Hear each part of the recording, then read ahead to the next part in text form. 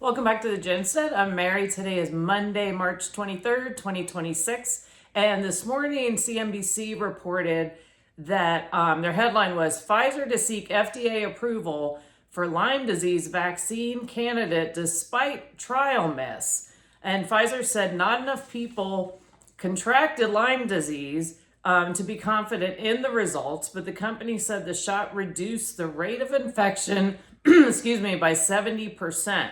I don't know if y'all remember years ago, there were trials as far as vaccines for Lyme's disease that kind of went sideways. But anyway, and then as I'm sure you all are familiar with, Lyme's disease is an illness, and it stems from it's a disease that stems from a bacteria that spread from ticks to human beings. And it can really be debilitating. Probably most all of you know somebody who suffers from it. Can cause arthritis, severe pain, weakness, and also just chronic skin infections. And it's really just a horrible thing. According to the CDC, about 500,000 people in the United States have been diagnosed with the Lyme's disease. And what I find interesting is I know there were years where there was a lot of hesitation to diagnose it. So I think more people have it than is being reported. But this would be the only human vaccine for Lyme disease. And of course, Pfizer expects annual sales of $1 billion from this, and which they're always profiting from these illnesses. And the article also added, moving forward with a shot that technically failed a clinical trial under an administration that has preached stricter scrutiny for vaccines may prove risky for Pfizer and could serve as a litmus test for vaccine policy in the U.S. Honestly, I don't know why anyone would volunteer to participate in any of these vaccine trials. I mean, if you've done any reading about how some of the people that were part of the co-flu trials, some of the side effects, and then they were just kind of cast aside. And there was no accountability or liability on the side of the vaccine producers. So again, pharma is going to cash in on actually what many speculate is a man-made bioweapon. And coincidentally, just a few weeks ago, there was an article that was published in the Children's Health Defense Canada chapter website, and it was titled, Declassified Documents Raise Questions About U.S. Bioweapons Experiments and Origins of Lyme Disease. And it says this was reported by Dr. Robert Malone, and his investigation, he went in and researched more of what some of the unclassified documents and newly available records related to U.S. biological weapons programs during the Cold War. The report raises questions about whether military research may have influenced how disease spread in the modern era. Well, obviously, it had a lot of influence, especially when it comes to this type of research. And just as a couple examples, and I'll put a link to the article in the comments below. Between 1966 and 69, researchers released 282,000 Lone Star ticks labeled with radioactive carbon-14 across several sites in Virginia, and that's the first time they were introduced into Virginia, and they did that in order to be able to track their migratory habits, see how they travel. Then you have Project 112, which was authorized by the Secretary McNamara, and this involved dozens of experiments designed to evaluate how biological agents might spread through the environment and affect humans, animals, and equipment. And specifically, one of the things I read in the article about it, let me find it.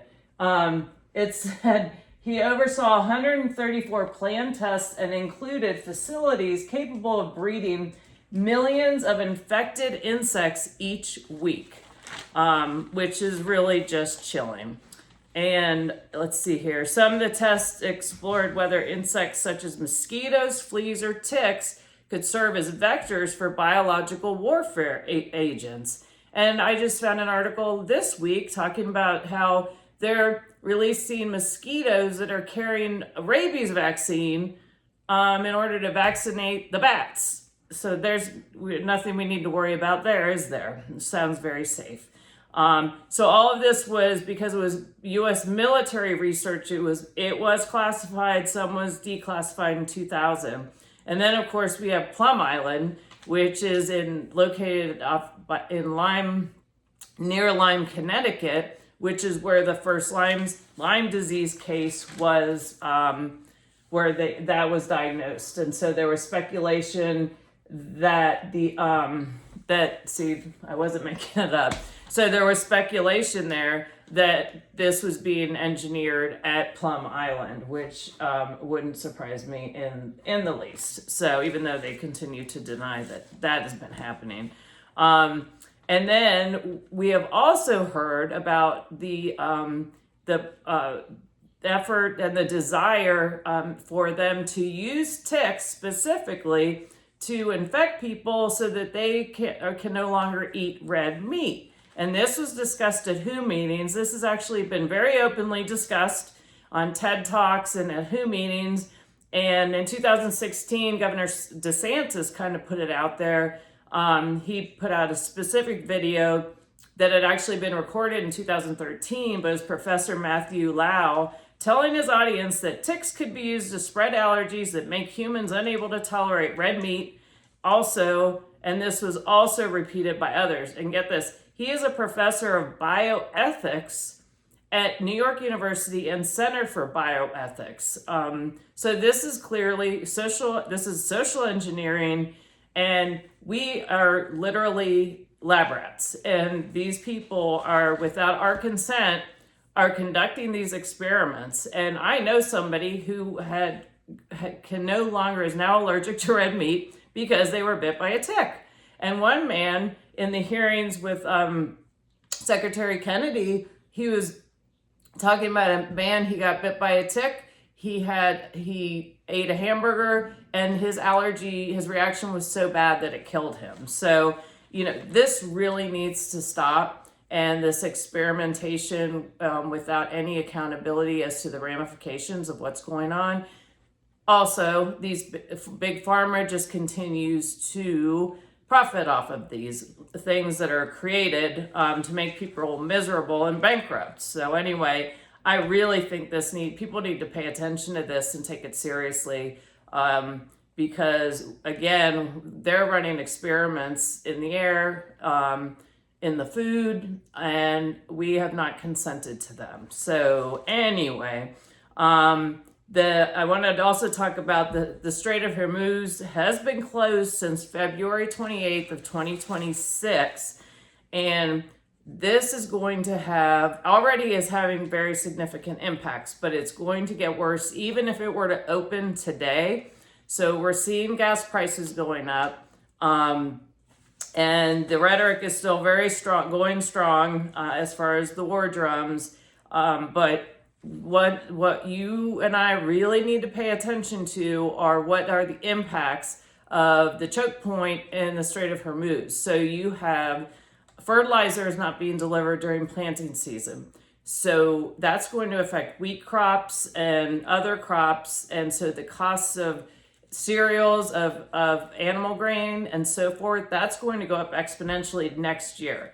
The lock-in price for fertilizer has already gone up significantly. Last year, there was a farmer talking about, I think he paid $5.25 per ton, and it's already the lock-in, and this was last week, was $850. So expect the costs of all those things that utilize from the growing season are going to be impacted.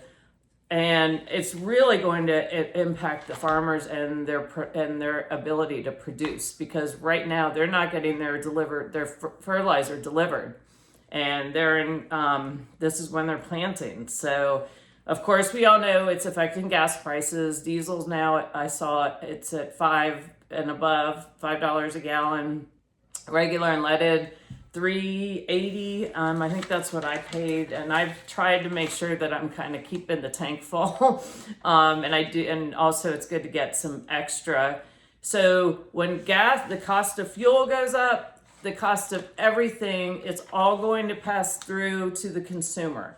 So because it's going to cost more for the businesses to transport their goods and services, and so it is going to impact the cost of everything you buy today. And that you'll start seeing that we're probably already going to be seeing that, but they're also, because of the impact with the supply chain and also the crude and the is going to affect the manufacturing as well, because almost everything we buy has crude in it, including pharmaceuticals. And if that's not being delivered to where they're manufacturing, and China is the biggest manufacturer, and guess where China was getting their oil from was Iran. So that's been impacted. And I've also been reading some articles talking about to be prepared that we're not going to see the significant grocery prices increase today or tomorrow, but come September, you're going to see that everything is going to go up exponentially. And so just be prepared for that. And the best thing you can do is go today and start stocking up on things that you're usually using, so that you have them, because that way when they're double in price in September, you've got a stock. And so you're able to save. That's a cost saving approach. But pay attention to that. And, they're not talking about it in the mainstream media. And the most important thing that we can do is to be as self-sufficient and prepared as possible, and to pay attention to how what's going on over there is going to affect us here. And I even think Scott Bessent was just saying, it's worth it that we Americans pay more at the grocery store. And it could be 30 days, it could be 50 days. So thank you so much. Anyway, but do what you can. Kind of check over your preps, and think also about, how prepared would you be if if something happened to our grid, and the power station was taken out, and are you prepared for that? And that's even an exercise I need to review. But here's some just basics. Make sure you have water, food, non-perishable foods, and manual can opener, backup food for your animals, cleaning supplies, extra fuel, first aid, and think about if you're getting your garden started or planning ahead, if you're able to do that. In fact, yesterday, I'm in zone 7B, and so yesterday I planted, what did I plant? Spinach, carrots, and peas. So we'll see it. Well, hopefully they'll survive the animals out there. We'll see how they do. And also, our country, they're wanting more and more money for the war. Our country is now $39 trillion in debt, and that just continues to go up. The spending is just insane. And so again, it's just really important to make sure you're doing the best you can to be prepared, and be prepared, pay attention to your surroundings all the time. And because the more prepared people we have out there, the better it is for our country. And the better it is we're able to make it through challenging economic times, be it weather or be it war. So I thank you all for watching. Please like, subscribe, and share. And I look forward to talking to you all again soon. Have a great day.